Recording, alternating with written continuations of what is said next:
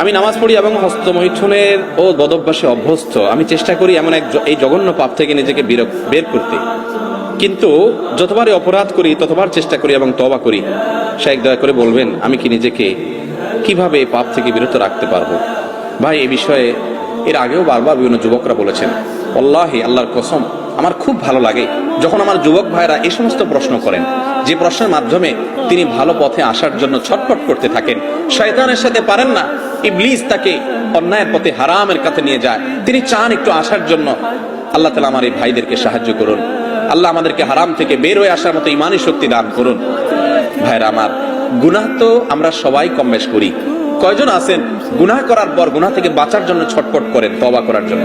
তো এই সমস্ত ভাইরা যারা তওবার জন্য ছটফট করেন, আমি তাদের ব্যাপারে সুধারণা রাখি, আমার আল্লাহ তাদেরকে তওবার তৌফিক দিবেন ইনশাআল্লাহ। যারা পাপ করার পর, অপরাধ করার পর কোনো সেন্স নাই, কোনো হিতাহিত, কোনো ভালো মন্দ ধারণা নাই, অপরাধ বোধ নাই, অপরাধের অদৃশ্য দাহন তার ভিতরে হয় না, এই ব্যক্তি অপরাধ থেকে ছুটে আসা অনেক কঠিন হয়।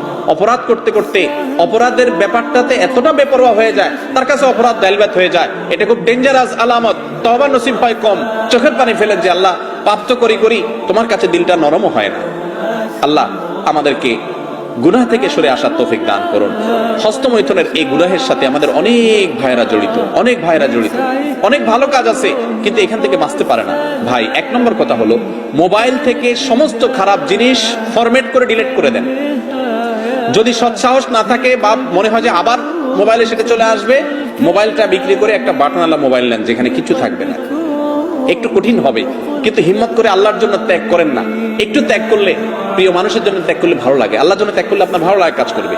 এর পাশাপাশি নির্জনতা অবলম্বন করবেন না। হস্তমৈথুন যারা এই বদভ্যাসে অভ্যস্ত হয়, নির্জন কক্ষে থাকলে তখন এই বদভ্যাসে অভ্যস্ত হয়। নির্জন থাকবেন না, বন্ধু বান্ধব, মুরব্বী এবং বাপ মা ভাই বোন সবার মধ্যে থাকবেন। একাকিত্ব অবলম্বন করবেন না, কারণ একাকিত্ব হলে শয়তান এটা করা।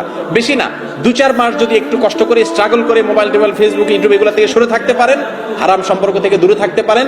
খারাপ জিনিস দেখলে মানুষ হস্তমৈথুনের দিকে বেশি যায়। যুবকরা খারাপ জিনিস যেন দেখতে না পারেন, সে রাস্তা বন্ধ করে ফেলেন। বেশি না, 1টা মাস এক্সারসাইজ করেন, ইনশাআল্লাহ বদভ্যাস দূর হয়ে যাবে।